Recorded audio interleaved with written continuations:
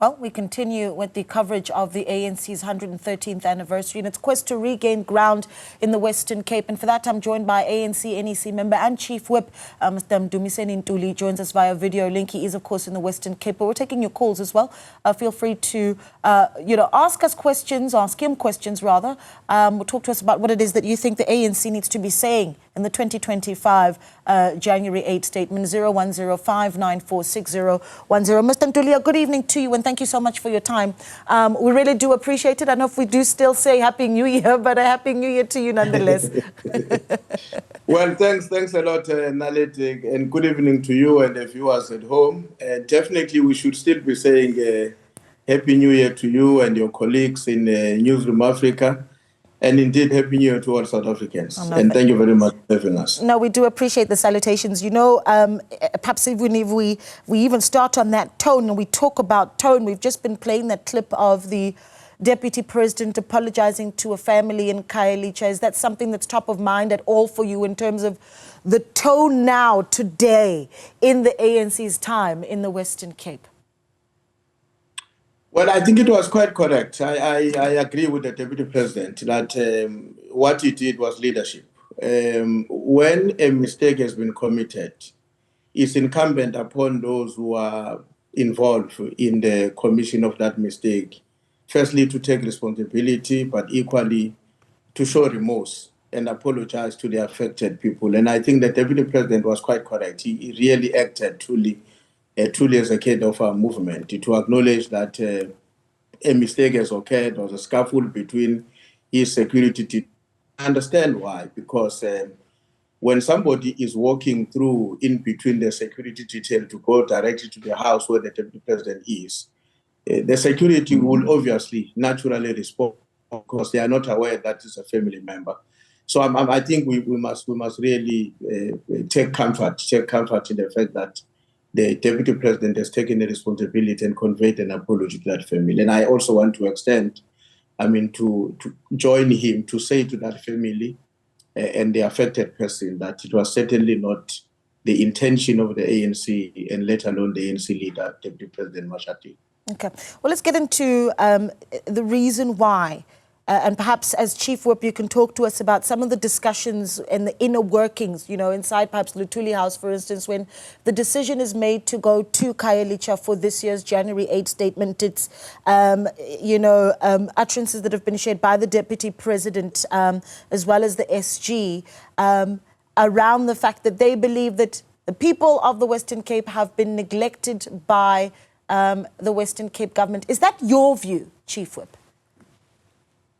Sure. I think maybe let me start by saying the reason the ANC decided to bring the January 8 celebrations to the Western Cape is in line with our well-established tradition and the convention that the January 8 is hosted by provinces on a rotational basis. So it was time that we must come to the Western Cape. But it's equally important that our visit in the Western Cape must help the ANC to reconnect with the population of the Western Cape, which to a very larger extent,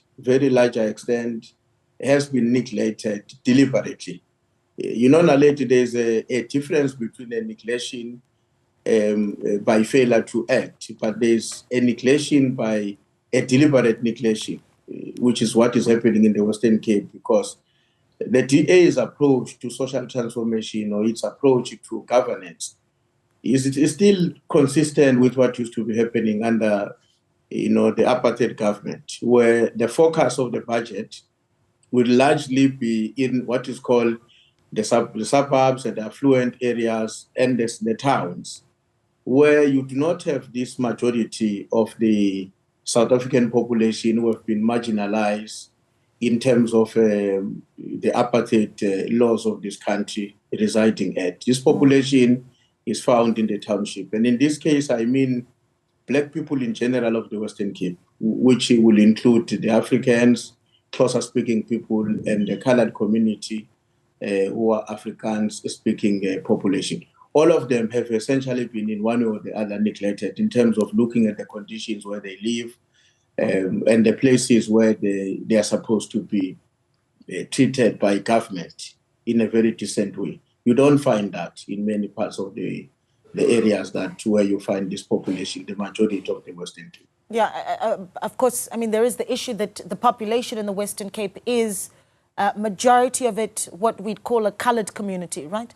And then you've got you do have a black community that is quite substantial in the Western Cape, but the majority population is the coloured community. And you talk about how the position of the ANC is that those communities have been sidelined by the Western Cape government where service delivery and priorities are concerned, but they have not given you the vote since 2009. So where is your constituency there? And is the fact that you're actually looking at Mandela Park Stadium in Cape Town, a smaller sort of venue to what would previously see the January 8 statement be hosted, a sign that the ANC acknowledges that you don't have much of a constituency and a following in the Western Cape? No, certainly not, Naledi. And let me start with the latter part of your question about the choice of the venue. Initially, the view of the ANC when we were deciding that we were going to the Western Cape was the first option was to look at the Cape Town Stadium, which is the biggest stadium that the province has, which we utilize and fill to full capacity in 2015. And the second option was to look at the Affluent Stadium. And unfortunately, both venues were not available for the ANC. And what we agreed we would not do is to relocate the event away from the Western Cape and Cape Town in particular. And because we wanted to focus to Cape Town, because when we started losing power in the Western Cape, it all started in the metro, and of course it extended to the rest of the province. And our own view is that for us to regain the lost ground, it is fundamentally important that we must start from the metro, rebuild the movement at that level of the province in the metro, and therefore choosing Khayelitsha Stadium was one of the political considerations, because here you find the majority of what we call the motive forces, people who stand to benefit on the project of social transformation. Now, you asked the question earlier on, why have this population walked away from the ANC since 2009 and continue to drift apart from the ANC? The reason is quite clear, it's quite obvious. The ANC, and we have admitted this even before and after the elections in May 2024, is that we have not been able to live up to the expectations of our people. And I mean effectively, to address their own conditions, to grow the economy, and to ensure that there's employment for the youth and the majority of our people, to overcome the scourge of crime and corruption. There is progress in responding to those challenges, but it's not adequate. As a consequence of which, the people who are supposed to be the beneficiary of the program of the reconstruction and development of our country are demotivated, are unhappy, and therefore do not see the need to come out in big numbers and vote for the African National Congress. Yeah, because and again, I go back to, you know, the issue of the population of the Western Cape, Mr. Ntuli, because certainly when we look at the previous two elections, that be the local government elections of 2021 and then certainly national elections last year, you had a political party like the Patriotic Alliance, and follow my thinking here. The Patriotic Alliance that came out and some would say has seen a massive amount of growth because they were able to speak to the coloured community, something that the ANC, some have argued, you know, if you speak to community members and activists in El Dorado Park, for instance, have said the ANC simply has not been able to speak to the coloured community in the country. In the Western Cape, you've decided to go to Khayelitsha, but 54%, that's according to the Stats SA government of South Africa in the Western Cape, 54% of that population in the Western Cape is coloured. So if you wanted to win the province back, you would need to speak to a coloured constituency, no? Well, you are quite right, Naledi, but you see, the demographics in the Western Cape are not exactly at that point. I think now they would probably be around 42%. But that's not the main reason we chose Khayelitsha Stadium. It was Khayelitsha, the Nelson Mandela Park. It was precisely because that is the third biggest available venue for the ANC to utilize on that day. But our focus as we mobilize people to attend the event on Saturday is not necessarily restricted to Khayelitsha Township or to Nyanga and Langa. Our leadership is all over, including in Mitchell's Plain, and many other townships where you would find the majority of the people there being those who are coming from the colored community. Because in our own view, in our own understanding, there is no difference between the colored community of the Western Cape and the closer speaking Africans of the Western Cape in terms of their social conditions. The conditions are the same. All of them, these are people essentially who are supposed to be loyal to the movement because the project of social transformation should liberate them from the yoke of poverty, unemployment, and inequality. The point I was making earlier on is that we have not succeeded, at least over the past few years, maybe from 2015 up to today. Our own interventions have not been very effective to address the plight of this community. And this is a challenge that remains for us to contend with. And this is what, since we were elected as the current leadership of the National Executive Committee, we have been seized with. There's progress in some aspects of that work, as you would see what we made an undertaking last year, that we're going to make decisive interventions on the energy crisis and end load shedding. I think the evidence is that we succeeded in doing so. And part of what would be the spin-off of that would be job creation, because our economy is largely dependent on energy availability. Without energy, it's almost difficult for a business to thrive, and let alone for foreign or investment to come into the country. So there is work that is in progress, and I must be one of those in the ANC who admit that the impact of the program that the movement has been rolling out over the past year or two has not yet been as effective as we wanted it to be. And we believe that a part of what the president is going to be communicating on Saturday is what more are we doing, or we will be doing, to deal with the challenges that continue to confront many of our people on the ground. Okay, I want to get into I suppose, what we want to hear as part of the contents of the January 8 statement. And a quick reminder, of course, to our viewer that we are taking your calls if you want to ask a question or perhaps put forward an idea of what you think the president of the African National Congress needs to put into the January 8 statement that will be delivered this weekend. The number 010-594-6010, or send us a WhatsApp 072-110-5584. We are in conversation with Mdumiseni Ntuli, who is the chief whip of the African National Congress. There's, and I'm sure you're expecting this question, the issue of what does the president of the party do in the tone of this year's January 8 statement, where the unification of the party is concerned, amid concerns that there might very well be soon a disbanding of the PECs in Gauteng and KZN. How does this January 8 statement show that the party in 2025 is going to unify those that are pro and against the GNU? Well, I think there's a growing acceptance in the leadership and the membership of the ANC that the option of taking the option of establishing the government of national unity was the best option under the circumstances. Remember, Naleti, let me just take you back down the memory lane a bit. When elections were concluded, the third biggest party in this country, which is the MK party, was not interested in the formation of government. They were contesting the elections because they went to court. They were mobilizing against going to parliament on the basis that they were supposed to receive or to gain a two-third majority, which was really a figment of imagination. And so in the context within which we had to form government, the ANC had a discussion because, and later on I will explain why we had to move in that way, understanding that we have to ensure the stability of the country. What we then had to deal with is that a delay to set up a government in this country with people who are disruptive, as they were seeking to do at the time, was going to have negative consequences to the stability of our country. And so the discussion that the ANC decided to pursue was to engage all political parties with a hope that all major parties will agree that now the time has come for us to work together to find common solutions to problems facing our people.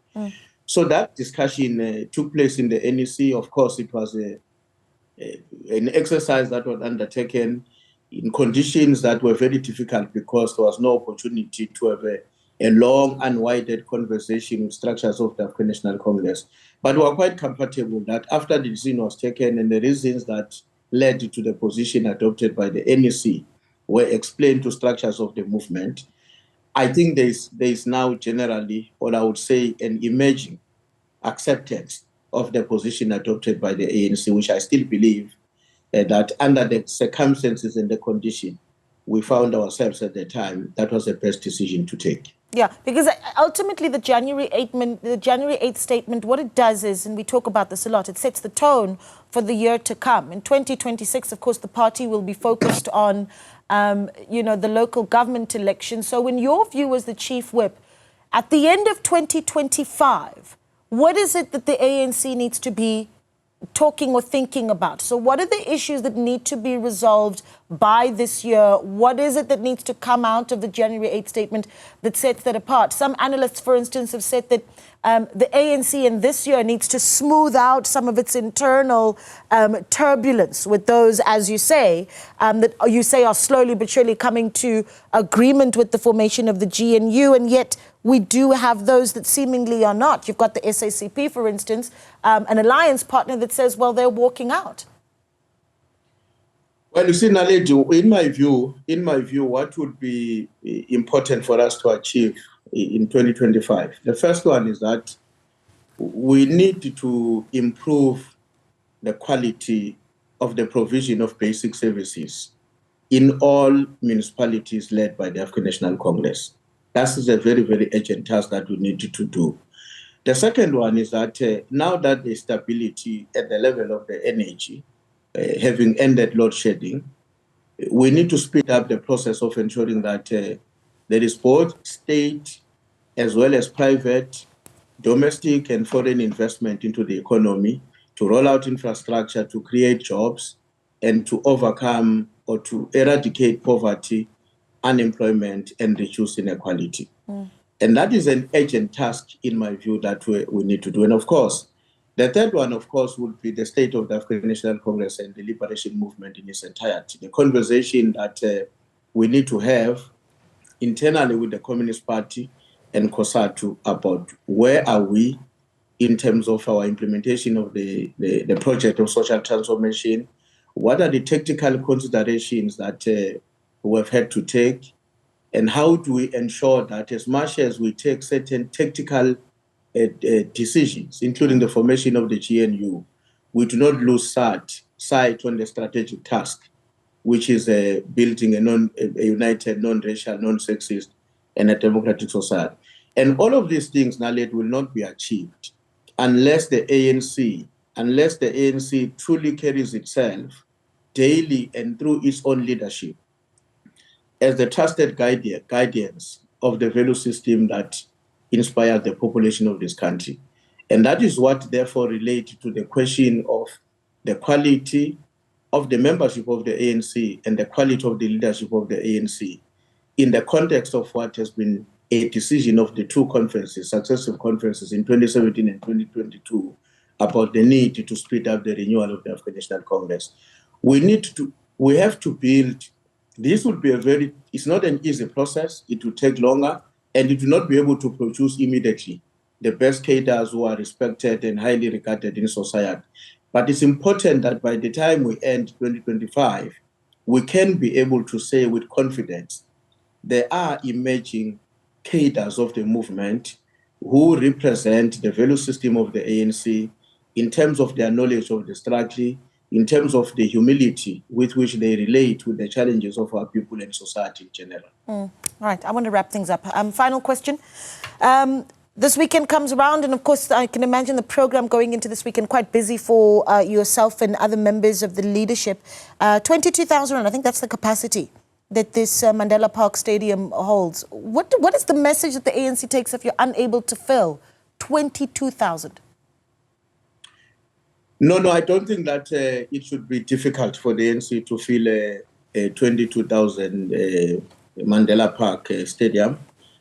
I don't think so. I think we've been around here for the past 2 days, the level of enthusiasm on the population on the ground. Remember, we've got leaders and activists in this province who have not had an opportunity for many years to host a national event, which on its own helps to galvanize the support on the ground. So I have no doubt in my mind that the event on Saturday is going to be a resounding success, and that place is going to be packed to rafters because the ANC people in the Western Cape, as much as they have not had the opportunity to take over and govern the province, but we've got a very loyal support, both from the colored community as well as the African-speaking community as well as the Xhosa-speaking people of the Western Cape. Because as I said, all of these people, as much as they may be staying in different townships and different areas, are people who are at the center to benefit in an event where the project of social transformation, which is led by the ANC, is effectively undertaken on the ground. Yeah, well, we really do appreciate your time. And of course, we'll be giving our viewers coverage of the January 8th statement as it takes place on the 11th of January. Mdumiseni Ntuli is, of course, NEC member of the African National Congress as well as Chief Whip of the party.